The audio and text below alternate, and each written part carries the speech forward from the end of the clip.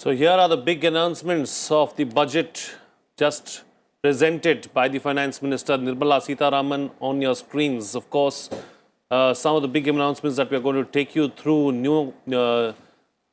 pneumococcal vaccine to be rolled out across the country. So vaccination, budget for it has been mentioned in the budget itself. This is the first time that something like this has happened.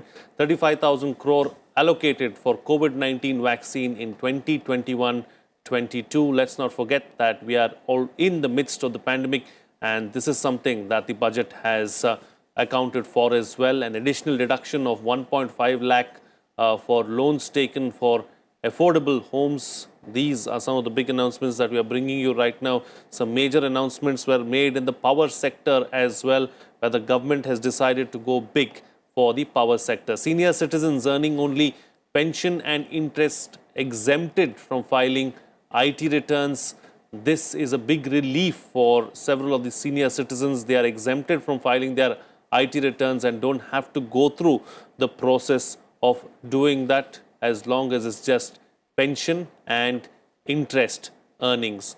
Apart from that, an increase in limit for tax audit for carrying out 95% of transactions digitally. A major chunk of the has been given for Digital India as well, and digital transactions.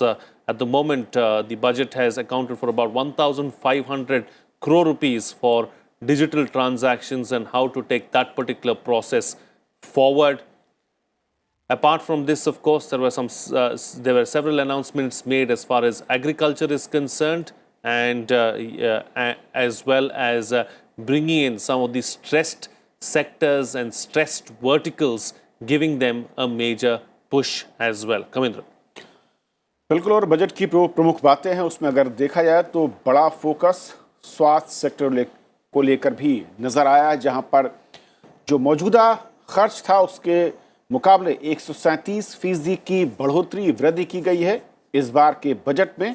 और ये बहुत महत्वपूर्ण हो जाता है कि primary, secondary और tertiary health care sector को लेकर 64,180 करोड़ रुपए का ऐलान है, और ये नेशनल हेल्थ मिशन से अलग होगा। यानी कि जो अब तक का एक्सपेंडिचर हम सरकार का देखते थे स्वास्थ्य क्षेत्र में, उसमें 137% की बढ़ोतरी की गई है, और जिसका जिक्र और जिसका सुझाव हमने देखा था कि बजट से पहले आर्थिक सर्वेक्षण में भी बताया गया था। और इसके अलावा अगर देखें तो मिशन वाटर, यानी कि हर घर तक नल के जरिए जो बात हो रही थी, जिस मिशन को बढ़ाया जा रहा था, जल जीवन मिशन शहरी क्षेत्र के लिए, जिसके लिए 2.87 लाख करोड़ रुपए का बजट एलोकेशन किया गया है। शहरी स्वच्छ भारत मिशन 2.0 की शुरुआत हो रही है, और इससे पहले हमने देखा था इस पर भी सरकार का ज़्यादा फोकस था, और इसको अब अगले स्टेज पर, अगले चरण में ले जाने के लिए यहाँ पर बजट एलोकेशन बढ़ाया गया है। 1,41,000 करोड़ रुपए का बजट शहरी स्वच्छ मिशन भारत मिशन जो है 2.0 के लिए एलोकेट किया गया है। साथ ही साथ अगर कहा जाए कि पॉल्यूशन से निपटने के लिए पुराने वाहनों के लिए स्क्रैप नीति की घोषणा की गई है, जहां पर बहुत ही महत्वपूर्ण हो जाता है कि जो पर्सनल व्हीकल हैं उनके लिए 20 साल की समय सीमा है, और कमर्शियल व्हीकल के लिए 15 साल के लिए। और क्लीन एयर, यानी कि जो मिशन है सरकार का पॉल्यूशन से निपटने के लिए, उसमें 5 साल में 2,000 करोड़ रुपए खर्च होंगे क्लीन एयर मिशन पर, और पॉल्यूशन को कम करने की दिशा में ये बेहद महत्वपूर्ण सरकार का कदम नजर आने वाला है।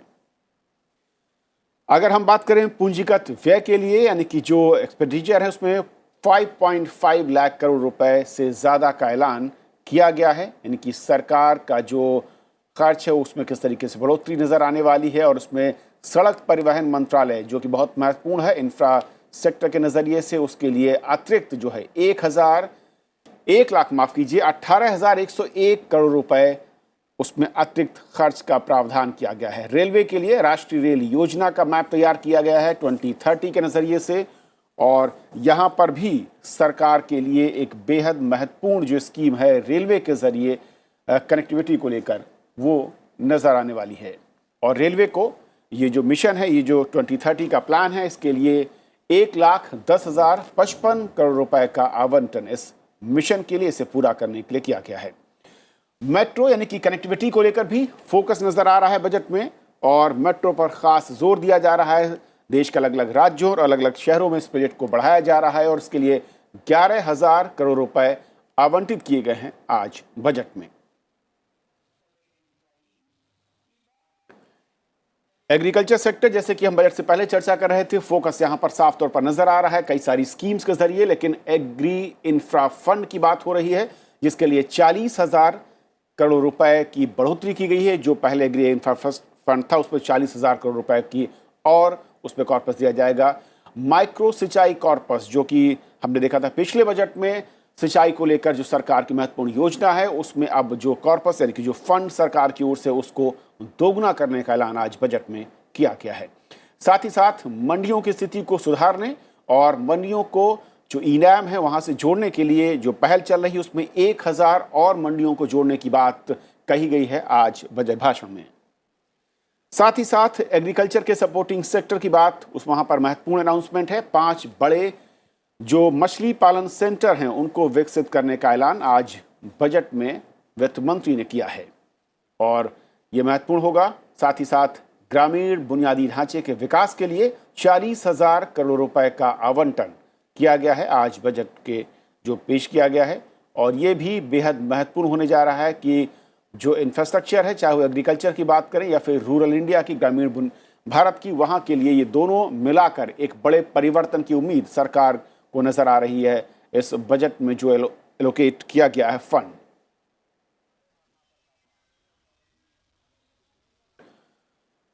तो जो महत्वपूर्ण अनाउंसमेंट है उनको अगर हम देखें, वैक्सीन जिसका जिक्र किया गया अपने बजट भाषण में, और साथ ही साथ ये भी कहा गया कि कुछ ही दिनों के अंदर 2 और नई वैक्सीन मिलेंगी और वैक्सीन के जरिए न सिर्फ देश में बल्कि अलग अलग जो पड़ोसी देश हैं वहां पर भी इसका इस्तेमाल करने के लिए भारत ने पहल की है, उन देशों को आमंत्रित किया है।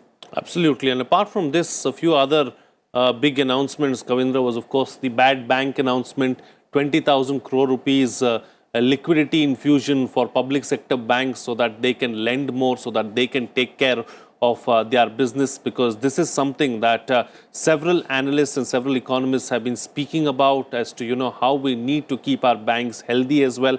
And that is something that the finance minister has taken into consideration. This idea of separating the bad and the good as far as loans are concerned is something that the finance minister has taken into consideration, and that's why the announcement of the bad banks too. We are joined by our panelists to talk about the key highlights of the budgets. Mr. A.K. Bhattacharya of the Business Standard is with us right now on the program. Mr. Bhattacharya, the key highlights for you and the key takeaways. Finally, you know, we've been discussing on several programs the idea of a bad bank. It finally makes its entry. It doesn't enter with the nomenclature of a bad bank. What they're talking about, if I understood the finance minister correctly, she's talking in terms of an asset liability mismatch kind of a thing. So one has to see the contours of the whole idea, how that new institution will come into play. But for me, you know, the big takeaway from this budget, there are quite a few actually. The number one, I think this is a budget that is very low on direct taxes in terms of there are hardly any major direct tax changes, but it is very high on a new outline of a customs policy package that the country can look forward to seeing. Already some custom duty changes have been announced, and this time what I could gather from the finance minister's speech that there are quite a few duties have been reduced as well, because the finance minister has tried to present an overall philosophy of what should be the custom duty structure going forward. Having said that, it is also very high on policies. For example, the decision to allow foreign direct investment in insurance sector from 49% to 76%, I think is a big step.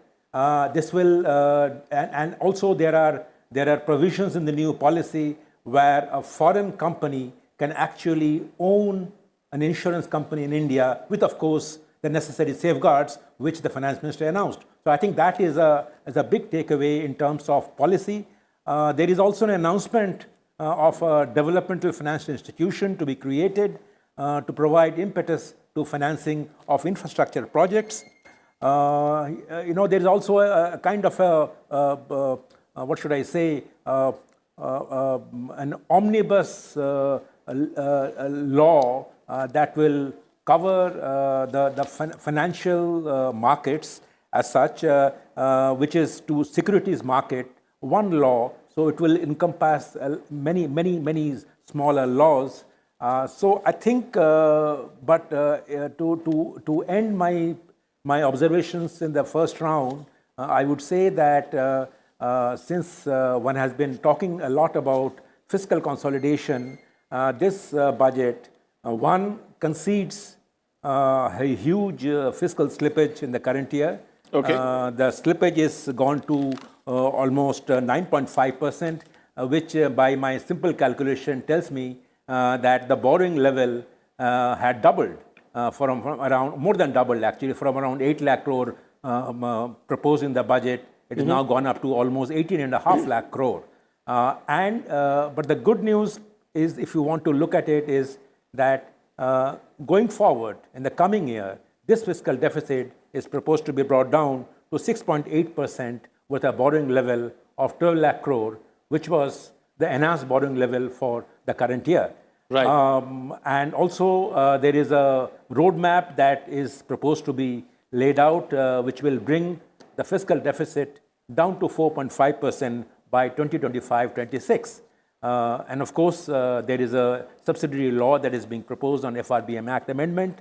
Some things on the states also this budget has, given the fact that the Finance Commission recommendations have been accepted. The devolution formula has been retained at 41%. But the states have been given a more challenging task in terms of achieving fiscal consolidation. मैं sir challenges पर आऊंगा कि किस तरीके के challenges हैं जो budget फिलहाल नजर आ रहा है, लेकिन एएस बहल साहब हमारे साथ हैं। बहल सर, अगर मैं शुरुआती रिएक्शन चाहूं आपका इस बजट पर, ओवरऑल 3 से 5 अगर मैं पॉइंट जो आपके नजरिए से बहुत ज़्यादा महत्वपूर्ण क्रूशियल होते हैं आज के अनाउंसमेंट में। सबसे महत्वपूर्ण बात मुझे लगी कि ये जिस तरह से प्राइम मिनिस्टर ने कहा था कि ये budget will just be in a way extension of those 3-4 small budget announcements which have already been made.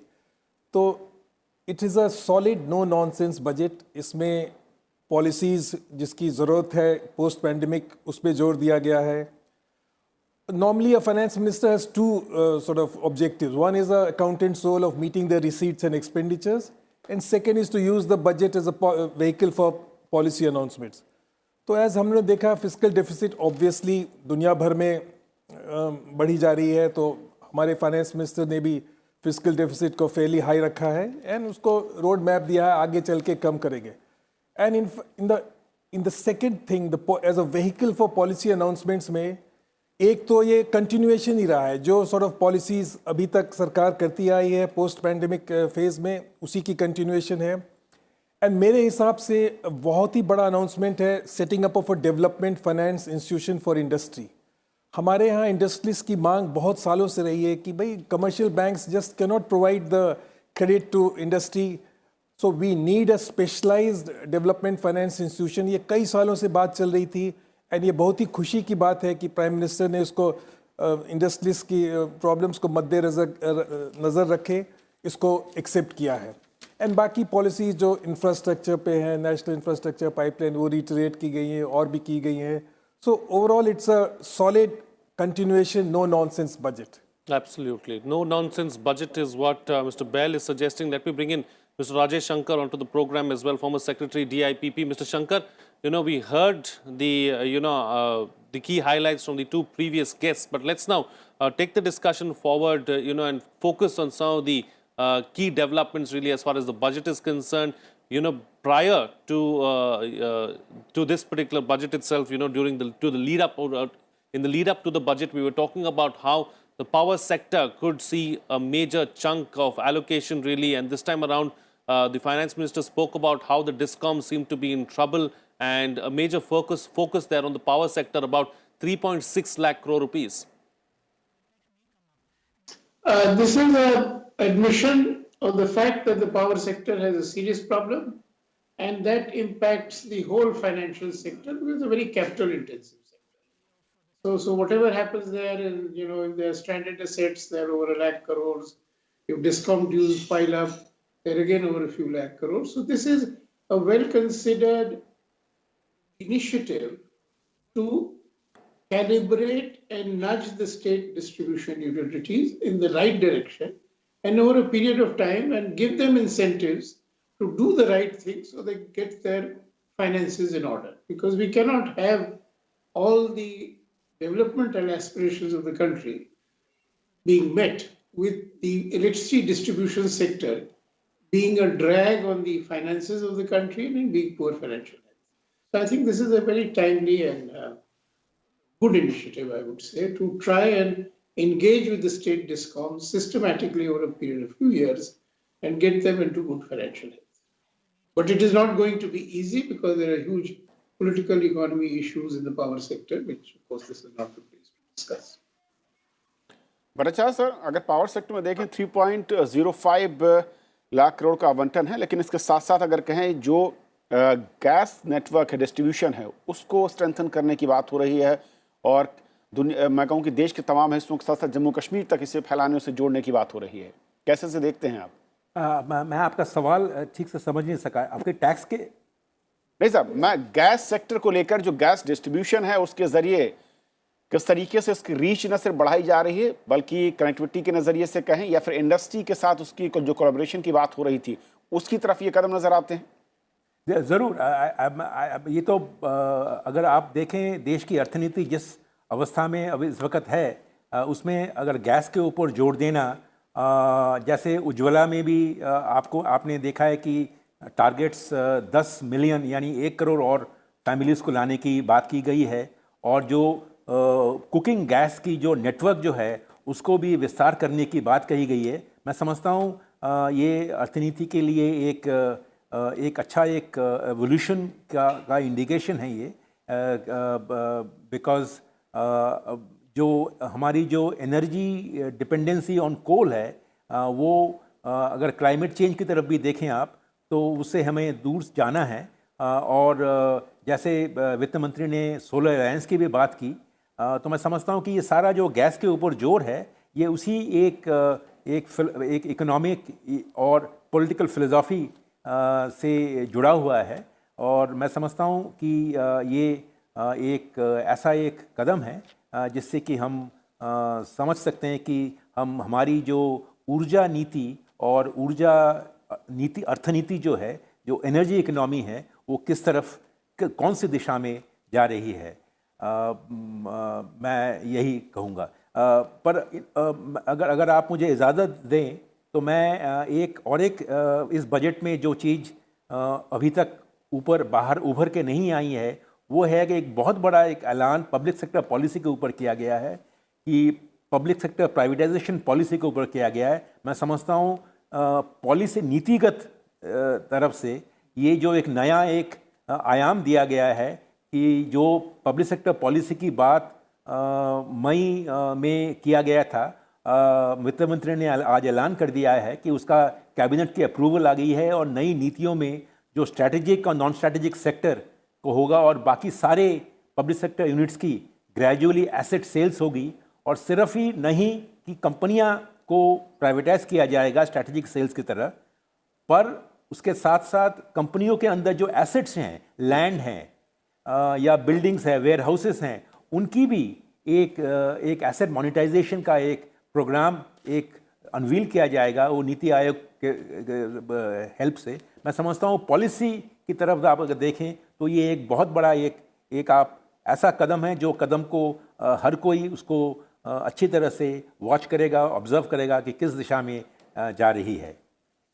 Well sir, ये जो बीपीसीएल से लेकर चाहे एयर इंडिया की बात करें, शिपिंग कॉरपोरेशन है, कंटेनर कॉरपोरेशन, स्ट्रेटेजिक जो डिसइन्वेस्टमेंट की बात हो रही है और एयरपोर्ट से लेकर बंदरगाहों का जिक्र किया गया है, कैसे से देखते हैं और कितना क्रूशियल होगा जो लक्ष्य तय किया गया है? इंफ्रास्ट्रक्चर तो थोड़ी बहुत हमारी कमज़ोरी रही है, तो बजट में जब एम्फसाइज किया जा रहा है कि पोर्ट्स को अब प्राइवेट सेक्टर से पब्लिक प्राइवेट पार्टनरशिप में डेवलप करेंगे, और भी नेशनल इंफ्रास्ट्रक्चर पाइपलाइन की जो बात हो रही है, ये तो बहुत ही इम्पोर्टेंट मुद्दे हैं एंड फाइनेंस मिनिस्टर ने इनको लेकर के इसको और आगे बढ़ाने की कोशिश की है। ये बहुत ही अच्छी बात है। एंड इंफ्रास्ट्रक्चर तो वी ऑल नो हमारा बिल्कुल वो तो बेडरॉक है, एंड इकोनॉमी में डिमांड वगैरह बढ़ाने के लिए भी इंफ्रास्ट्रक्चर पे जो हम लोग जोर दे रहे हैं, ports, roads and national infrastructure pipeline, इससे बैकवर्ड एंड फॉरवर्ड लिंकेजेस से करीब 22 इंडस्ट्रीज और ग्रोथ होती है, सीमेंट, स्टील वगैरह, एंड इससे फिर ग्राहक के हाथ में पैसा भी जाता है। तो both firstly the supply side and दूसरा डिमांड साइड को भी इससे बूस्ट मिलेगा। तो इंफ्रास्ट्रक्चर पे जो एम्फेसिस है ये बहुत ही अच्छी बात है, मैं कहूँगा। अजय सर, पॉलिसी लेवल पर और जो टारगेट जिस तरीके से नज़र आ रहे हैं और जो दायरा बढ़ाया गया है कंपनियों को लेकर इन्वेस्टमेंट और स्ट्रेटेजिक, मैं कहूँ जो रणनीतिक तरीके से अगर देखा जाए इस माहौल में, इसे कैसे देखें और इसके जो आउटपुट हैं वो कितने ज़्यादा उम्मीदों से भरे होंगे? इसमें जो ध्यान देने की बात है कि एक नीति के क्षेत्र में जो दिशा परिवर्तन शुरू किया है सरकार ने, उसको इस बजट में और आगे ले जाया गया है। तो एक इंफ्रास्ट्रक्चर पाइपलाइन, एक 100 लाख करोड़ के प्रोजेक्ट्स को का इम्प्लीमेंटेशन करने के लिए डेवलपमेंट फाइनेंशियल इंस्टीट्यूशन की आवश्यकता महसूस हो रही है। तो एक बहुत बड़ा कदम है, और वित्त मंत्री जी ने अपने वक्तव्य में बार बार कहा कि अब हम कैपिटल इन्वेस्टमेंट को बढ़ाने की कोशिश कर रहे हैं, और हमने किया भी है। तो जो एक हमारी विकास की जो ड्राइवर्स थे, तो अभी तक हमारे देश में आर्थिक विकास का ड्राइवर कंजम्पशन था। अब सरकार मान रही है कि वो दौर गुजर चुका है, अब हमें इन्वेस्टमेंट लेड ग्रोथ चाहिए, और इन्वेस्टमेंट लेड ग्रोथ में ये जो 100 लाख करोड़ की जो इंफ्रास्ट्रक्चर पाइपलाइन है वो बड़ी आवश्यक है। तो उसके इम्प्लीमेंटेशन के लिए बड़े स्पष्ट कदम का उल्लेख किया गया है कि डेवलपमेंट फाइनेंशियल इंस्टीट्यूशन होगा, जो सरकार के पास एसेट्स हैं मोनेटाइज करके, मतलब जो चल रहे प्रोजेक्ट्स हैं जो कमर्शियली वायबल हैं, रोड्स वगैरह हैं, उनको हम मोनेटाइज करेंगे, उस पैसे से नया इन्वेस्टमेंट सरकार की तरफ से। और फिर अंत में जैसा पहले भी जिक्र किया गया कि कुछ भूमि वगैरह बेच के भी हम करेंगे। फिर इससे जुड़ा हुआ कदम है जिसको बैड बैंक तो उन्होंने नहीं कहा, बट ये है कि जो बैंक हैं उनसे वो जो ऋण है जो कष्ट दे रहे हैं उनको अलग ले लिया जाएगा एसेट मैनेजमेंट कंपनी और एसेट रिस्ट्रक्चर्ड कंपनी में, इस और बैंकों को 20,000 करोड़ का कैपिटल दिया जाएगा। तो बैंकों से जो ऋण मिलने में ऋण के देने की जो आवश्यकता होगी, जब हम अपनी अर्थव्यवस्था को 7-8% ग्रोथ रेट की ओर ले जाना चाहेंगे, तो एक ये बहुत बड़ी कड़ी है, इसका भी उन्होंने इसमें जिक्र किया। और एक तीसरा जो आत्मनिर्भर भारत के लिए और जो सेल्फ रिलायंस की बात है, उन्होंने वहां भी बड़ा स्पष्ट किया है कि ये प्रोटेक्शनिज्म नहीं है, हम ग्लोबल सप्लाई चेन्स के का हिस्सा बनना चाहते हैं, लेकिन हम देश में वैल्यू एडिशन बनाना चाहते हैं। और उसके लिए उन्होंने PLI स्कीम का जिक्र किया, उसमें बहुत पैसे दिए गए हैं और 5 वर्ष के लिए है, तो एक पॉलिसी प्रिडिक्टेबिलिटी है। साथ साथ में R&D का उल्लेख है, स्टार्टअप्स के लिए है जिक्र, और एक और जो नीति का परिवर्तन है जो कि सरकार की तरफ से हो रहा था, उसका भी बड़ा स्पष्ट उन्होंने उल्लेख किया कि भाई हम इन्वर्टेड ड्यूटी स्ट्रक्चर को खत्म करेंगे और जो कस्टम्स ड्यूटी हैं उनको उस दिशा में परिवर्तन करेंगे, समीक्षा करके सबसे स्टेक होल्डर से विचार विमर्श करके कि हमारे देश में वैल्यू एडिशन को प्रोत्साहन मिले और वैल्यू एडिशन हो, और हम प्रोटेक्शनिज्म के रास्ते में न जाए, जिससे कि दुनिया की जो व्यवस्था है उससे हम जुड़े रहें, ग्लोबल सप्लाई चेन्स के भी हिस्से बने रहें। तो ये परिवर्तन है, क्योंकि पहले पॉलिसी थी कि हम यूनिफॉर्म रेट से import duty across the board कम करते रहेंगे। तो उस नीति में अब गुणात्मक परिवर्तन आया है कि हम इंपोर्ट ड्यूटी को पॉलिसी इंस्ट्रूमेंट की तरह इस्तेमाल करेंगे, जिसमें देश में आत्मनिर्भरता की ओर आगे बढ़े, वैल्यू एडिशन की ओर आगे बढ़े और ग्लोबल सप्लाई चेन से अलग न हो जाए। कठिन है, लेकिन उन्होंने कहा कि हम सबसे विचार विमर्श करके इसको समीक्षा करके इस दिशा में आगे बढ़ेंगे। Absolutely. Right. So let's talk about another key area, key focus area, Mr. Bhattacharya. Atmanirbhar Bharat, it has been a theme, a very vocal theme for the last year or two. The finance minister also outlined 6 pillars of proposals to strengthen the vision of self-reliance. They were health and well-being, capital and infrastructure, inclusive development, reinvigorating human capital, innovation and R&D, and minimum government and maximum governance. So Atmanirbhar Bharat also getting a big focus really in the budget. Yes, absolutely. I think Atmanirbhar Bharat is acquiring a much more comprehensive, multi-pronged focus, which the budget has clearly outlined in many areas. Whether it is, one thought at the start of the speech, it will be mainly focused on the way the industry deals with economic activities.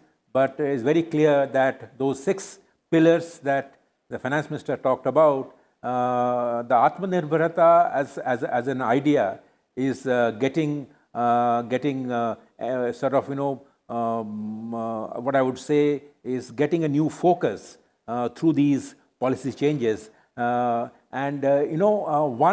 area of Atmanirbhar philosophy which we realized from this budget speech is that this is Atmanirbharata is not just a question about giving the industry, giving the trade, giving the consumers, or giving the taxpayer more choice. But even in the infrastructure sector, if you look at it, now within the Atmanirbharata package, the finance minister talked about how in the power sector, now consumers will have the option of choosing who will be the supplier of electricity at one's residence or offices. Now this is idea of open access. This idea was almost forgotten when we started the electricity reforms, distribution reforms. I think this idea was talked about, but now that one sees the idea of an open access, giving the consumers the choice to opt for which electricity company he or she should get the supply from. Right. I think that's a very important issue. There is also a very interesting focus on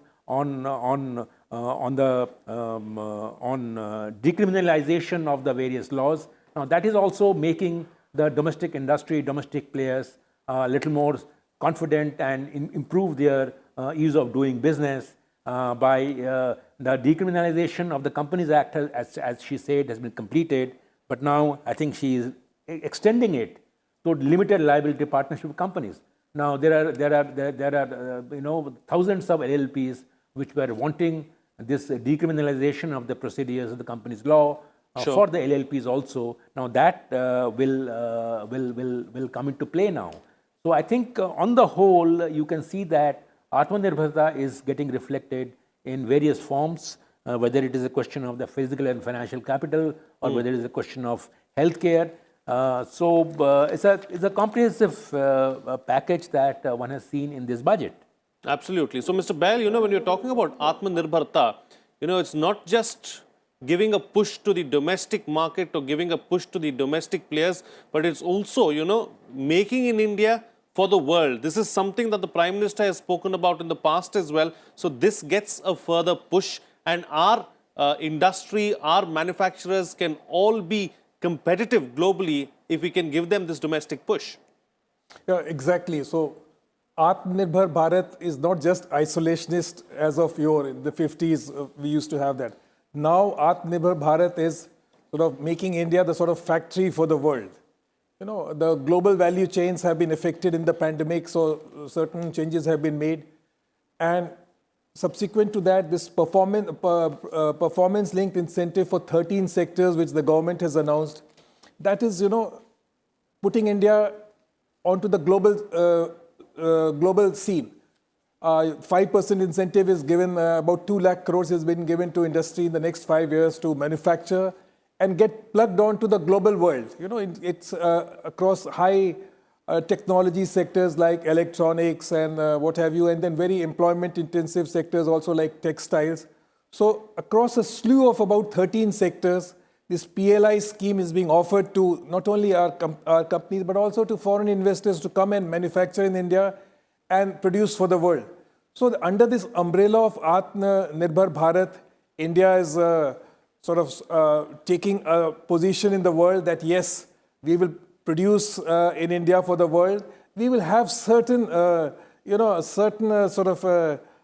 things to check sort of too much dependence on our immediate neighbors, which because that was found very sort of problematic under the pandemic.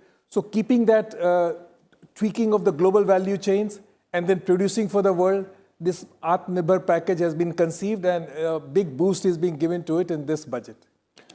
Ajay Shankar ji, अगर आत्मनिर्भर भारत की बात करें और यहाँ पर textile sector, क्योंकि budget से पहले जब कई बार हम लोगों ने चर्चा की आप सब एक्सपर्ट्स के साथ में, काफ़ी ज़्यादा पोटेंशियल बताया गया और जिस तरीके से उसकी ग्रोथ के चांसेस दिखते हैं और जो हिस्सेदारी है उसको बढ़ाने के लिए कई सारे इनिशिएटिव्स की बात हो रही थी, मांग भी हो रही थी इंडस्ट्री की ओर से। अब कहा जा रहा है कि टेक्सटाइल पार्क बनाने की बात हो रही है जिसके ज़रिए एक्सपोर्ट बढ़ाने की बात हो गई और टेक्सटाइल में भी जो काफ़ी ज़्यादा वैरायटी है उसको प्रमोट करने के लिए इसमें कुछ टैक्सेस की बात हुई है और कुछ नए इनिशिएटिव्स की बात हुई है। इसे कैसे देखा जाए, न सिर्फ एक्सपोर्ट के नज़रिए से बल्कि एम्प्लॉयमेंट के नज़रिए से भी? नहीं, ये तो बहुत स्वागत करने वाला घोषणा हुई है कि बड़े टेक्सटाइल पार्क्स बनाए जाएंगे और ये भी इसके पीछे जो धारणा है वो भी समझने की जरूरत है कि बहुत वर्षों से सरकार का ये मानना था कि सब कुछ निजी क्षेत्र में ही अच्छा हो सकता है और पार्क वार्क भी टेक्सटाइल्स के निजी क्षेत्र में बनाए जाएं, कुछ बनाए भी गए। तो अब इस घोषणा से ये माना गया है कि निजी क्षेत्र के जो एफर्ट्स हैं उसको सप्लीमेंट करने के लिए अगर बड़े टेक्सटाइल पार्क सरकार बनाएगी तो वो स्केल होगा जिससे कि हम ग्लोबली कॉम्पिटिटिव हो सके। तो ये एक सोच में परिवर्तन है। और दूसरी अच्छी बात जो कही गई है और जो उसका उद्देश्य होना चाहिए कि हम तो फिनिश प्रोडक्ट गारमेंट्स एक्सपोर्ट करें और उसकी जो सप्लाई चेन है उसका एक्सपोर्ट हम कम करें। रॉ कॉटन का है, फाइबर का है, फैब्रिक का है, उसका एक्सपोर्ट कम करें और गारमेंट्स का एक्सपोर्ट पूरी तरह से करें।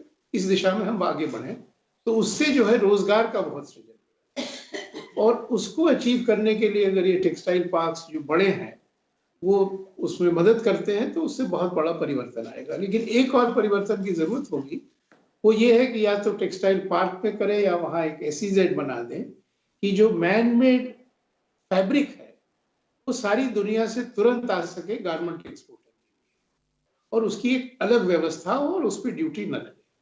क्योंकि अभी हमारा सारा गारमेंट एक्सपोर्ट कॉटन की क्षेत्र में होता है, मैनमेड फाइबर को लेके जिसका कि मार्केट विश्व में 70-80% है, तो वहां हमारा स्थान नहीं है। तो इस घोषणा से और इसका जब कार्यान्वयन होगा हम उम्मीद करेंगे कि वहां हम स्थान अपना बना लें, क्योंकि ये एक लेबर इंटेंसिव सेक्टर है और कुछ सालों तक रहेगा। तो हमारे लिए थोड़े वर्षों का अवसर है कि इस सेक्टर में हम बहुत रोजगार अपने देश में सृजन कर सकें। और ये गारमेंट एक्सपोर्ट लेबर इंटेंसिव है, इसलिए चीन से हटके वियतनाम वगैरह जा रहा है, हमारे देश में नहीं आ रहा है। हम उम्मीद करेंगे कि इन पार्कों के शीघ्र क्रियान्वयन से और जो इंपोर्ट सिस्टम होना चाहिए कि फैब्रिक तुरंत आ जाए ग्लोबल सप्लाई चेन के लिए ड्यूटी फ्री, तो हमारा बहुत जल्दी हम मैनमेड फाइबर से रेडीमेड सूट्स हैं, ऑफिस वेयर है, ये सब में आपको विदेशी बाजार में हमारा माल नहीं दिखता है, वो दिखने लगेगा क्योंकि हमारे एंटरप्रेन्योर्स भी अच्छे हैं, मजदूर कारीगर भी अच्छे हैं। तो इसमें हम बहुत जल्दी सफलता प्राप्त कर सकते हैं। तो हमारे साथ घोषणा की तो मैं स्वागत करता हूं। वेद जैन सर हैं। वेद जैन सर, मैं आपका आ रहा हूं टैक्स को लेकर जो बदलाव हुए, लेकिन उससे पहले एक छोटा सा रिएक्शन ब्रजार सर आपका चाहूंगा। जो टेक्सटाइल पार्क का कॉन्सेप्ट सरकार ने अनाउंस किया है और इसका आउटपुट अगर देखें जो पोटेंशियल कहा जाता है और ख़ासतौर पर अगर उसमें वैल्यू एडिशन के साथ एक्सपोर्ट और एम्प्लॉयमेंट दोनों पर अगर इसका हम इम्पैक्ट देखेंगे। का जो मैं समझता हूँ कि जो फोकस जो है वो बजट की जो ओवरऑल अप्रोच के अंदर आ रहा है। बजट का ओवरऑल अप्रोच मुझे इस बार लगा कि काफ़ी इंस्टीट्यूशनल अप्रोच रहा, इन ए सेंस दैट बजट में काफ़ी इंस्टीट्यूशंस क्रिएट करने की बात कही गई। अगर आप देखें कि अगर बजट में आपने देखा कि जो नेशनल इंफ्रास्ट्रक्चर पाइपलाइन है उसमें एक इंस्टीट्यूशनल फ्रेमवर्क होगा। अगर आप देखें कि जो ईज़ ऑफ डूइंग बिजनेस को इम्प्रूव करना है उसमें एक इंस्टीट्यूशनल फ्रेमवर्क होगा। अगर कस्टम ड्यूटी की परिवर्तनें लानी है उसमें एक इंस्टीट्यूशन बैठेगी, वो उसको देखेगी। तो उसी हिसाब से जो एक टेक्सटाइल पार्क बनाने का है वो मैं समझता हूँ कि एक इंस्टीट्यूशनल अप्रोच है। और इंस्टेड ऑफ कि जो टेक्सटाइल जो काफ़ी जॉब इंटेंसिव सेक्टर है और उसमें काफ़ी एक्सपोर्ट्स और उसके जो बेनिफिट्स जो आते हैं उसके वो अपस्ट्रीम और डाउनस्ट्रीम बेनिफिट्स बहुत ज़्यादा आएंगे। तो मैं समझता हूँ कि अगर ये फोकस टेक्सटाइल्स में आएगा थ्रू ए टेक्सटाइल पार्क, जहाँ पे स्पेसिफिक इंसेंटिव्स दी जाएंगी और स्पेसिफिक पैकेजेस होंगी जिसमें कि टेक्सटाइल बनाने वाले आकर वहाँ पे उनको सुविधा होगी। जो एडवांटेज पिछले कई सालों में जो बांग्लादेश और वियतनाम को चली गई है वो एडवांटेज को हम सिक्योर वापस अपने तरफ ला सकते हैं। और क्योंकि टेक्सटाइल्स एक ऐसा सेक्टर है जहाँ पे जो काफ़ी इंक्लूसिव सेक्टर है, क्योंकि जो इनके एम्प्लॉयज़ जो हैं, वर्कर्स जो हैं, वो तरह तरह के तबके के लोग से आते हैं। तो मैं समझता हूँ ये मैन्युफैक्चरिंग, जॉब्स और एक वैल्यू एडेड एक्सपोर्ट्स, ये तीनों चीज़ों को एक इंस्टीट्यूशनल अप्रोच से हम देखने की मैं ये समझता हूँ। Right. All right. Let's listen in to what Rajiv Kumar, the Vice Chairman of Niti Aayog, had to say on the budget. Taking you there. जहाँ तक ये जो डर है लोगों का कि इससे इन्फ्लेशन बढ़ेगा, तो मैंने आज तक कोई बहुत अच्छा कोई इस तरह का कोई एनालिसिस नहीं देखी है जो कि ये दिखाए कि जो जब वित्तीय घाटा बढ़ता है तो उसके साथ में इन्फ्लेशन बढ़ जाता है। ऐसा नहीं होता है। ख़ासतौर से अगर आपका सप्लाई साइड मजबूत रहे और आपके एग्रीकल्चर प्रोडक्ट्स ठीक से आते रहें, उनकी सप्लाई बनी रहे, तो उसमें वित्तीय घाटे से बढ़ाने से ये बिल्कुल भी ऐसी कोई नेसेसरी इक्वेशन नहीं है कि अगर वो बढ़ गया तो इन्फ्लेशन बढ़ जाएगा। मुझे लगता है कि इन्फ्लेशन ब्याज दरों पे कोई प्रेशर होगा तो ब्याज दरें भी बढ़ सकती हैं। ब्याज दरें अब इतनी ज़्यादा लिक्विडिटी है इस समय अर्थव्यवस्था में।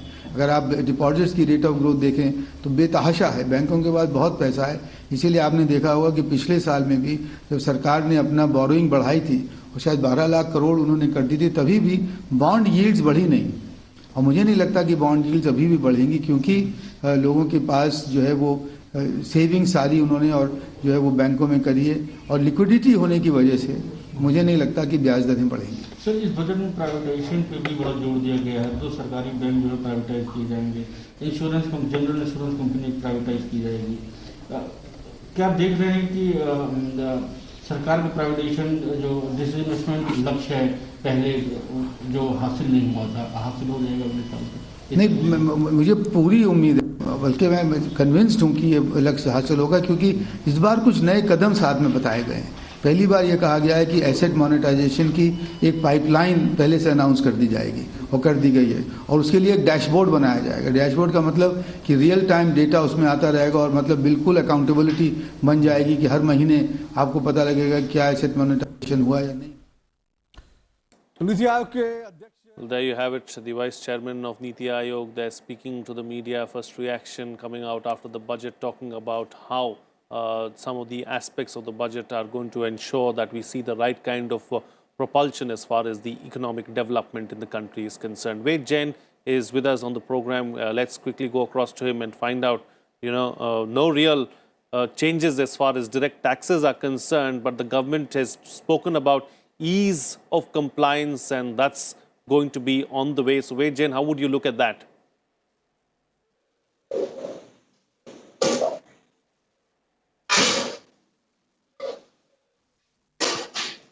Mr. Jain, if you can hear me, direct taxes have unchanged, but there's an ease of compliance on the way.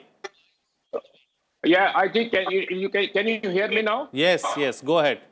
Yes, this is a game changer budget which the finance minister has presented, and what can be a bigger relief to a taxpayer that there is no tax, and despite the pandemic being there, the revenue being under constraint, and the finance minister has taken a very, very bold initiative of not increasing and putting any tax or charge or cess. That's a big relief. And despite that, she has kept the expenditure to the same level which was the last year. She has kept increased the capital expenditure. and given a number of relief onto the taxpayer and senior citizen or people who are completed assessment within 3 years, no reopening of assessment, also settling of dispute by those people whose income is less than 50 lakh rupees and the dispute is related to 10 lakh rupees only. So there are a number of incentive which has been given to the taxpayer, and that's why I say, as you may see, the capital market and the taxpayer and all economists are gaga about this budget. This will be a very, very big game changer, big boost to infrastructure, everything. So every taxpayer will be encouraged and will be earning more income, contributing more by way of taxes on the more income, not by way of higher rate. That's a very, very big change I can see on that part. And that's a game. I will say yes, no change, a good change. And that's a very important thing which has been worked out. And now even the ITAT is going to be faceless. That I think that will going to be another game changer. Even the ITAT is going to be a game changer. You know, since we are here, let's also talk about the dispute resolution committee that will be formed for small taxpayers. You know, this is being planned. How will this help? And also, senior citizens who get income out of pension and interest, there's no tax filing for them too. So this will be some kind of a relief for these two sections as well. I believe this is going to be a very big relief to see the senior citizen above 75 years of age being not asked to file the return, and whatever their tax liability on pension and interest will be taken care of by the bank by way of withholding tax deduction and so is a very big relief. Similarly, for taxpayer having income up to rupees 50 lakh, and if there is a tax dispute up to rupees 10 lakh, they can settle through the dispute resolution committee. And I believe that committee will be sympathetic and will try to address the issue. And in case the taxpayer agrees somewhere in between, the tax dispute will settle. So a number of disputes will go down substantially down. And similarly, there is another scheme where ITAT will be faceless. You just file a document, and in case you want a hearing, that will be a virtual hearing and not a physical hearing. So this will also be a very big game of working on that part, I will say. Jain sir, एक और चीज़ जो सरकार ने किया है कि अगर reopening करना है, टैक्स जो केसेस होते हैं, जो पहले लिमिट थी 6 साल, उसको 3 साल कर दिया गया है। हालांकि जो बड़े केसेस हैं उसमें अभी भी 50 लाख से ऊपर में 10 साल इस समय सीमा है। क्या माना जाए कि सरकार मान रही है कि टैक्स पेयर अब ईमानदार हो रहा है? हालांकि नंबर्स इशारा कर रहे हैं 2014 में 3.31 करोड़ थे, जो कि 2020 में बढ़कर 6.48 करोड़ पहुंच गए हैं। Number billing certainty, that is the idea basically.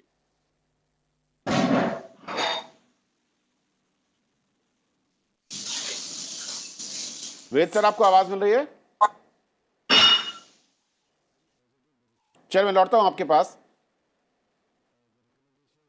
Ajay Shankar sir, tax payer एक बड़ा, मैं कहूं कि चैलेंज रहा है सरकारों के सामने कि बहुत सारे नंबर्स होते हैं और कई बार इस तरह के आंकड़े आते हैं कि साल में जितनी गाड़ियां बिक जाती हैं उसका 1/3 लोग टैक्स पे करने वाली संख्या होती है, लेकिन संख्या अब काफ़ी ज़्यादा बढ़ती दिख रही है। 3.31 करोड़ 2014 में थे और जो कि करीब डबल दिख रहे हैं 2020 में 6.48 करोड़। कैसे से देखते हैं? और शायद इसीलिए जो बर्डन है सरकार ने वो टैक्स पेयर पर नहीं डाला है, बढ़ाया नहीं है। एक तो ये बहुत सराहनीय फैसला रहा कि हम टैक्सेस नहीं बढ़ाएंगे, क्योंकि अर्थव्यवस्था को हम एक तीव्र गति की दिशा में ले जाना चाहते हैं। और जो दूसरी बात है जिसकी ओर मैं ध्यान आकर्षित करना चाहूंगा कि जब ये कोविड शुरू हुआ था तो बहुत लोग कह रहे थे कि फिस्कल स्टिमुलस की जरूरत है। तो जो आंकड़े वित्त मंत्री जी ने आज दिए उससे ये स्पष्ट होता है कि इस वित्तीय वर्ष में जितना बजट में उन्होंने प्रावधान किया था उससे अधिक करीब 2-3 लाख करोड़ खर्च किया है, और फिस्कल डेफिसिट वो 9% तक जा रही है, 9, 9.5, जबकि विशेषज्ञ कहते थे कि 7, 7.5। तो एक स्टिमुलस सरकार धीरे धीरे देती रही है और इसी दिशा में वो अगले साल है।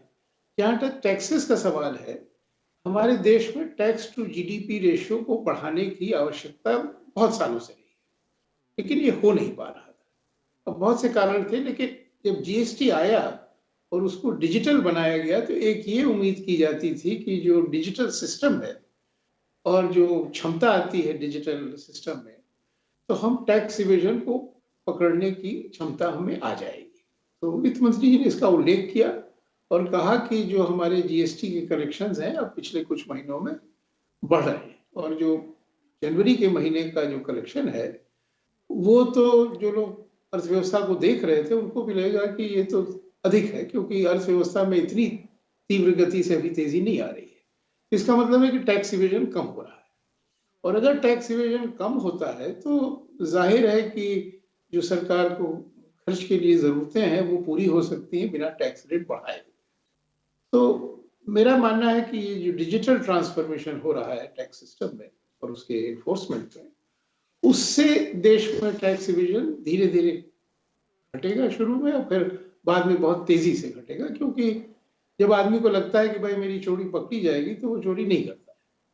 तो ये तेज गति से घटेगी और टैक्स का इंसिडेंस है तेजी से बढ़ेगा। और दूसरा कारण मैं ये मानता हूँ कि जब अर्थव्यवस्था की गति बढ़ेगी, इन्वेस्टमेंट बढ़ेगा, कंजम्पशन बढ़ेगा, तो टैक्स रेट अपने आप बहुत बढ़ता है। लोग मानते रहे कि अगर जीडीपी का ग्रोथ रेट 1% और बढ़ा तो टैक्स कलेक्शन करीब 1.5% बढ़ता है। तो अब आगे वाले समय में देखना है कि क्या नंबर्स आते हैं। तो मेरा मानना है कि अगर सिस्टमैटिकली जैसे काम हो रहा है होता रहे तो टैक्स कंप्लायंस देश में बढ़ने लगेगा और टैक्स टू जीडीपी रेशियो बढ़ने लगेगा। ओके, बैल सर, टैक्स जो पेयर की नंबर्स हैं वो डबल होते दिख रहे हैं, क्या उसके चलते हम ये कहें कि सरकार ने ये तय किया कि अब बोझ कम डाला जाए, और जैसे कि उम्मीद की जा रही थी और सभी एक्सपर्ट ये कह रहे थे कि शायद कोई टैक्स इस बार बर्डन बढ़ेगा कोविड के चलते, जिस तरीके से सरकार के पास एल्बो रूम काफ़ी कम है, लेकिन उससे उलट जो हम देख रहे हैं कि इस बजट में जो अनाउंसमेंट किया गया है, ये तो बड़ी इंडस्ट्री और पर्सनल लोगों की तरफ से भी बड़ी अच्छी बात है कि टैक्स रेट्स बढ़ाए नहीं गए हैं। और मैं इस बात से बहुत खुश हूँ कि जीएसटी के जो टैक्स कलेक्शन है दिसंबर और जनवरी में 1.2 करोड़ जो हो रहा है, इट इज़ शोइंग कि एक तो हम लीकेजेस को ठीक से प्लग कर रहे हैं और दूसरी हमारी बाउंस बैक भी हो रही है इकोनॉमी की। So Indian tax system as it is comparable to the best in the world. Corporate tax हमने तो बहुत कम कर दिया था, करीब 15% कर दिया था लोगों को, कॉर्पोरेट्स को अट्रैक्ट करने के लिए। सो ऑलरेडी डायरेक्ट टैक्सेस तो हमारा इंटरनेशनल लेवल का था। Indirect taxes depending on the situation tweak किया जाता है। Even developed countries America Europe भी अपनी डोमेस्टिक इंडस्ट्री को प्रोटेक्ट करने के लिए कभी कभी ट्वीक करते हैं, तो वो फ्रीडम तो हमारे पास रहेगा। एंड बट डायरेक्ट टैक्सेस में जहाँ तक मैं देखता हूँ we are internationally comparable, and इसमें और कोई खास चेंज करने की ज़रूरत नहीं है, और वही एटीट्यूड हमारे फाइनेंस मिनिस्टर ने अपनाया है। Absolutely. And let's moving on from there now, let's not forget about the major shot in the arm for healthcare. Mr. Bell, as far as healthcare allocation is concerned, it's gone up by a massive 137 percentage points from the previous budget. So this was expected, and on expected lines, we really need to strengthen and improve our public healthcare system, and that's where the budget seems to be going in that direction as well. Sorry, is this to me? Mr. Bell, if you can hear me, go ahead. Sorry, I didn't hear. Sorry, can you repeat it? I missed out the question. Can you? I'll just come back to you in a bit. Let's listen in to Union Minister Nitin Gadkari for the time being. सभी brands हमारे देश में present है, Mercedes से लेकर all big manufacturer आ रहे हैं। अब हम लोग electric, ethanol, methanol, biodiesel, bio CNG और हाइड्रोजन फ्यूल सेल को भी इनकरेज कर रहे हैं। और कल अभी आने वाले 4-5 दिन में, अगले सप्ताह में शायद मीटिंग तय हुई है, प्रधानमंत्री जी के साइंटिफिक एडवाइजर राघवन साहब, नीति आयोग और हमने, ये जो लिथियम आयन बैटरी होती है, ये लिथियम आयन हमारे देश में नहीं है, तो इसका अल्टरनेटिव जो है एयर आयन और अलग दूसरे मेटल के आयन, एल्यूमिनियम या स्टील आयन, तो इसके आधार पर हमारी बैटरी बने और इसमें रिसर्च हो ताकि हमारी ऑटोमोबाइल इंडस्ट्री जो है स्वावलंबी बने और हम लोग हमारे वर्ल्ड में हमारी टेक्नोलॉजी के आधार पर हमें कोई इंपोर्ट करने की आवश्यकता नहीं पड़े। तो अभी पहली बात तो ऐसी है कि हमने लिथियम आयन बैटरी हमको इंपोर्ट करनी पड़ती है, तो इसका भी काम हमने शुरू किया है। ये जो स्क्रैपिंग पॉलिसी हुई है, इसमें 51 लाख लाइट मोटर व्हीकल जो है, जो 20 साल से पुराने हैं, ये स्क्रैप हो जाएंगे। तो जो गाड़ी स्क्रैप करेगा वो नई लेने वाला ही है, तो ये ऑटोमोबाइल इंडस्ट्री को और बढ़ावा मिलेगा। 34 lakh light motor vehicle are older than 15 years and 51 lakh light motor vehicle are older than 20 years. बाद में 17 lakh medium and heavy commercial vehicle, 17 lakh older than 15 years without valid fitness certificate. अब ये 17 लाख और ये संख्या जो है, ये मैं जो देख रहा हूँ, ये करीब 1 करोड़ से ज़्यादा व्हीकल है। ये पोल्यूशन कर रहे थे, क्योंकि जितना पुरानी टेक्नोलॉजी है वो एयर पोल्यूशन भी कर रहे थे, फ्यूल भी ज़्यादा खा रहे थे। तो अब ये और other older vehicle pollute 10 to 12 times more than fit vehicle, यानी 10 से 12 गुना ज़्यादा पोल्यूशन कर रहे थे। तो पहली बात तो ऐसे है कि reduce population of old and defective vehicles on road, ये पहला एडवांटेज में पोल्यूशन कम होगा। दूसरा एडवांटेज 25 से 30% reduction in vehicular air pollutants, इसमें इसकी कमी होगी। तीसरी बात improved road safety, newer vehicle meet road safety standards because of improved material and vehicle technology. इसमें फ़ायदा ये होगा कि जो स्क्रैपिंग होगा तो स्टील, रबर, एल्यूमिनियम, कॉपर जो वेस्ट निकलेगा, अभी हम लोग कॉपर इंपोर्ट कर रहे हैं, एल्यूमिनियम इंपोर्ट कर रहे हैं। और मैं आपको पहले बता चुका हूँ कि हमने हमारे पोर्ट का, मैं जब मंत्री था तो ये इसी के लिए 18 मीटर ड्राफ्ट बढ़ा है। तो दुनिया का भंगार 2 लाख टन के शिप में अपने यहाँ आया, वो बहुत सस्ता आएगा, थ्रोइंग प्राइस पे आएगा। और फिर उससे हम लोग सेग्रीगेट करेंगे मेटल को, एल्यूमिनियम, कॉपर, प्लास्टिक, रबर, और फिर उसका रिसाइकलिंग करेंगे। तो जो स्पेयर पार्ट्स 100 रुपये में मिलता था वो 60 रुपये या 65 रुपये में बनेगा। तो वर्ल्ड के कंपटीशन में हम लोग सबसे सस्ते होंगे और इसलिए ये इंडस्ट्री हमारे यहाँ बढ़ेगी। इसमें मटेरियल, इसके कारण फ्यूल इफिशिएंसी बढ़ेगी। मैं जब कॉलेज में था तो स्कूटर मैंने खरीदी की थी, तब 32 किलोमीटर इन्हें अच्छा एवरेज समझ रहा था। मैं बजाज की स्कूटर मैंने ली थी और कहता था कि मेरी स्कूटर का एवरेज 32 है। अभी जो बाइक आप यूज़ कर रहे हैं वो 80 किलोमीटर तक गई है। तो इसका मतलब ये जो पुराने सब जाएंगे और नए आएंगे, तो इसमें जो इम्पोर्ट है 8 लाख करोड़ का, वो भी कम होगा, पोल्यूशन भी कम होगा, फ्यूल इफिशियंसी बढ़ेगी और लाइट वेट व्हीकल है, इसमें टेक्नोलॉजी बदली हुई है। Reduce fuel consumption and foreign का जो अपना फॉरेन डॉलर में जो फॉरेन का अपना ये डॉलर है वो इसमें बचेगा। Newer heavy commercial vehicle are 3 to 6% more fuel efficient. Crash norms, अभी मैंने ट्रांसपोर्ट मंत्री होने के नाते एयर बैग्स को भी मैंडेटरी किया है। तो ये मुझे लगता है ये सब फायदा होगा। इससे करीब 10,000 करोड़ की नई इन्वेस्टमेंट आएगी और करीब 50,000 नए जॉब क्रिएट होंगे ये स्क्रैपिंग पॉलिसी के कारण। Timely fitness check, emission norms and operational conditions of vehicles through automated monitoring system. अब देश में हम ये सिस्टम बड़े प्रमाण पर खड़े कर रहे हैं ड्राइविंग ट्रेनिंग सेंटर के साथ। End of life criteria under the policy would be beneficial to remove most unfit defective vehicles. Availability of low cost raw material for scrapping industry, ये मैंने आपको बताया। तो स्क्रैपिंग पॉलिसी बहुत दिनों से थी, वो इसमें आई है और आज मैंने बेनिफिट आपको बताया। मैं आज से 15 दिन के अंदर, क्योंकि वित्त मंत्री जी ने हमारे को अधिकार दिया है, मैं स्क्रैपिंग पॉलिसी डिक्लेयर करने का काम करूंगा। ये जो विशेष रूप से हमारी भारतमाला परियोजना जो है उसमें 24,800 किलोमीटर हमने लेंथ ली थी और उसमें से 10,206 किलोमीटर जो है ऑलरेडी अंडर इम्प्लीमेंटेशन है और कुछ पूरी भी हुई है। तो निश्चित रूप से अभी NHAI की लेंथ है टोटल 1,36,521 किलोमीटर और ये अलग अलग प्रकार के इसमें बिहार का पैकेज है, जम्मू कश्मीर का पैकेजेस है, बाकी भी इसमें भारतमाला परियोजना में ली गई है। तो ओवरऑल मेरा विश्वास है कि देश का जो इंफ्रास्ट्रक्चर है, आज आप देख रहे हैं, वैसे मैं जब मंत्री बना तो उस समय से आज के 5 साल में मोदी जी के नेतृत्व में करीब 50-60% इंफ्रास्ट्रक्चर सुधर गया है और इस 5 साल में हमारा रोड इंफ्रास्ट्रक्चर इंटरनेशनल स्टैंडर्ड के बराबरी में होगा और कुछ हमारे 22 ग्रीन हाईवे जो बन रहे हैं वो इससे भी बेटर बनेंगे, जो वर्ल्ड स्टैंडर्ड के बने। जैसे अभी आप में से बहुत से लोग हमारे 16 लेन रोड पर जाते हैं जो आपका दिल्ली मेरठ का पार्ट है, तो आप में से बहुत लोगों का टाइम पीरियड सवा घंटा जो आते थे यहाँ पार्लियामेंट तक आने के लिए, वो 15 मिनट में आने लगे हैं। और दिल्ली मेरठ अभी हम लोग 2 महीने में शुरू करेंगे, तो जो 4 घंटे लगते थे वो 45 मिनट में। तो ऐसे 22 ग्रीन हाईवे है। तो ये रोड सेक्टर में तो काफ़ी बदलाव हुआ है। और ये जो नेशनल पाइपलाइन जो बनी है इंफ्रास्ट्रक्चर की, इसमें स्टेट गवर्नमेंट का भी कंट्रीब्यूशन है, उनको भी मदद मिलने वाली है और पब्लिक प्राइवेट इन्वेस्टमेंट को मिलने वाली है। तो सबसे पहली बात तो इंफ्रास्ट्रक्चर के लिए मैं प्रधानमंत्री जी को और वित्त मंत्री जी को धन्यवाद दूंगा।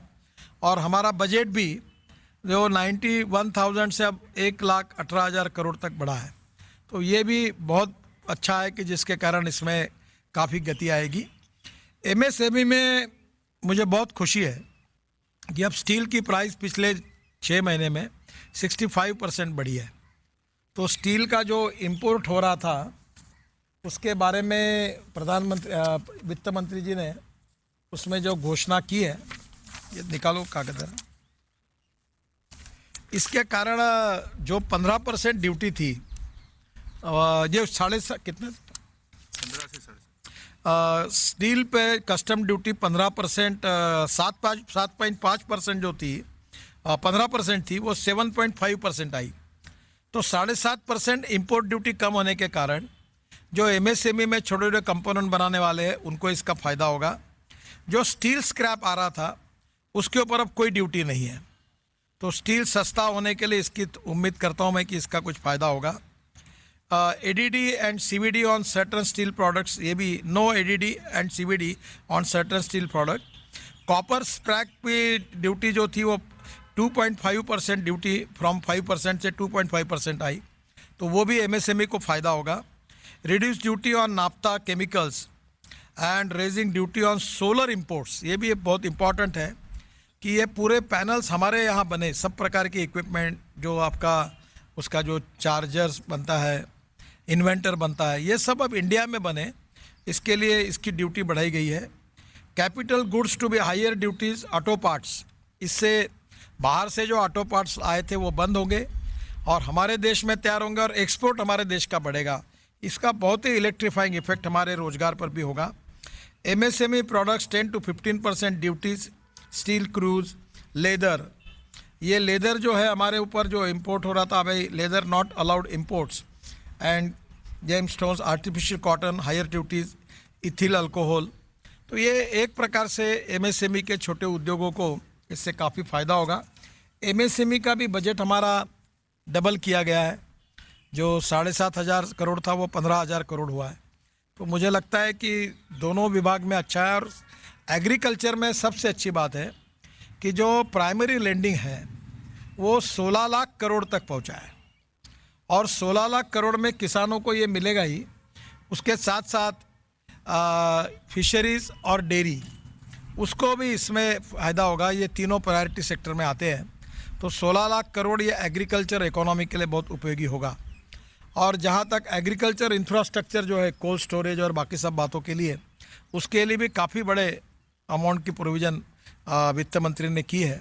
तो मुझे लगता है, और जो एमएसपी के बारे में बात कही जाती थी कि उसमें उन्होंने आंकड़े बताया आपको, मैं अंदाजन कहूँगा कि करीब 3.5 लाख करोड़ से ज़्यादा एमएसपी के मार्जिन में कमर्शियल प्राइस यानी मार्केट प्राइस और इंटरनेशनल प्राइस दोनों कम हो गई और एमएसपी ज़्यादा हो गई। और हमने स्वामीनाथन कमेटी का रिपोर्ट जो है वो स्वीकार करके हर साल हमारे मैकेनिज्म से हम लोग एमएसपी बढ़ा रहे हैं। और इसलिए ये होते हुए भी सरकार ने करीब 3.5 लाख करोड़ से ज़्यादा रकम केवल गेहूँ, चावल, मक्का और दाल बिया इसके लिए सरकार ने दी है। और मुझे लगता है कि ये अपने आप में देश के स्वाधीनता के इतिहास के बाद किसानों के लिए इतना बड़ा प्रोटेक्शन अभी तक कहीं मिला नहीं था। स्वामीनाथन कमेटी का रिपोर्ट स्वीकार करो, यही बात सभी लोग कर रहे थे। उस रिपोर्ट में लिखा था कि एमएसपी आपको हर साल जो है उसका हिसाब लगाना पड़ेगा और वो करनी पड़ेगी, उसके आधार पर हर साल बढ़ रही है। और इंटरनेशनल प्राइस और मार्केट प्राइस से एमएसपी जो है वो ज़्यादा है, यह इसके पहले कभी हुआ नहीं है। और इसलिए कॉटन में भी सरकार ने कितना पैसा किसानों को दिया है, गेहूं के लिए कितना दिया है, चावल के लिए कितना दिया है, कॉर्न के लिए कितना दिया है, और ये अमाउंट 3.5 लाख करोड़ रुपए से ज़्यादा है। ये पहली बार किसानों के लिए सरकार ने दी है। मैं वित्त मंत्री जी का इंफ्रास्ट्रक्चर और जो उन्होंने हमारे पिलर बताए थे इकोनॉमी के, जिसमें हेल्थ एंड वेलबींग। और आप सीधे रुक करेंगे हम संसद भवन, जहां पर राज्यसभा की कार्रवाई अब से कुछ ही मिनट में शुरू होने वाली है। तो आइए रुक करते हैं।